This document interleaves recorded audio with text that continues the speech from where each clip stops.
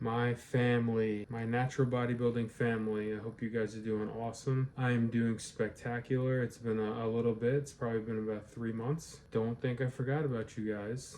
I do have quite a bit of stuff for you. So this video will be like an introduction to quite a few things. So one, I do have plenty of footage leading up to the Monster Mash, the WNBF Monster Mash. That's the professional competition of the season, the first one. That was on November 6th in Massachusetts. And then the biggest of them all, Los Angeles, California, hosted the WNBF World Championships this year. It was absolutely a spectacular time. I had a blast meeting everybody and anybody in natural bodybuilding. More to come on those two competitions. Right now, it is November 29th, time is flying. It's already 10 days post-competition, and I am in my post-competitive recovery period. So we will touch on that as well, but first, I'd like to just throw out this kind of random video. This is about what I've learned traveling across the country for a bodybuilding competition. Now, a lot of this stuff, especially people who travel a lot, this is most likely going to be just super obvious. For me, it wasn't, because I don't really travel via plane too much, and I kind of stay within my realm over here in New York. This was an eye-opener for me, and I'm just going to relay the things that I've learned. So let's start off with point number one on what Gary Amlinger has learned traveling across the country to compete. Get to the airport early. I say get there 2 hours early. There's a lot of things going on with the airlines these days. Is your Uber going to show up? Is he going to cancel as he's passing by your house? Can you even get an Uber? You need to drive there. These things are very volatile the day of traveling. So you want to attempt to get to the airport 2 hours early. That's about the maximum, I would say. Could you get there an hour and a half early? Sure, you'll be fine. But especially when you're competing at a big event, you want to really over prepare and overdo things. People laugh at me. I pretty much overdo everything. I mean, you should see, this is unfortunate, but the amount of food that I don't eat during the peak week, because I just cook so much that just in case worlds last till 3 in the morning, which was, I believe, 2019. Someone could correct me on that one, but these things come up. Human beings aren't perfect. Venues changed. The venue changed this year for WNBF Worlds. Not last minute, but within a week or two, I believe. Life is volatile and unpredictable. Just, it's better to be prepared. I know a lot of the big boys end up coming in the day before competition or 2 days before. I was like, no way I'm risking that, especially for WNBF Worlds. For the Monster Mash, since I live like 4 hours away, I did leave the day before, which was fine. I drove. But if you're flying, I believe you should get to the place where you're going to be competing a bit earlier, especially if the time zone is a lot different. So it's a 3-hour difference in Cali from New York.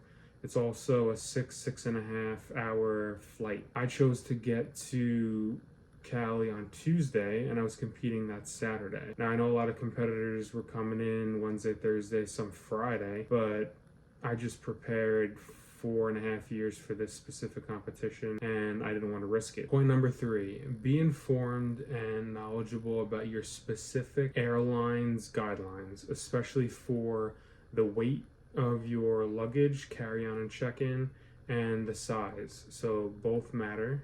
Size matters, LOL. Also, the liquid limit that you're allowed to take on your flight. For JetBlue, which is the airline me and my girlfriend took to get to Cali, it was 3.4 ounces and less in terms of like the bottles you could take of liquid on the flight, but it was confined to a quart-size bag.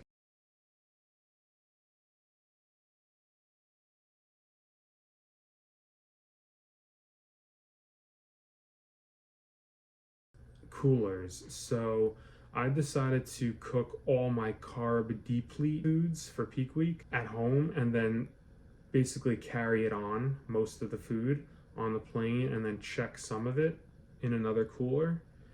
So that was the first time. I've never done that before.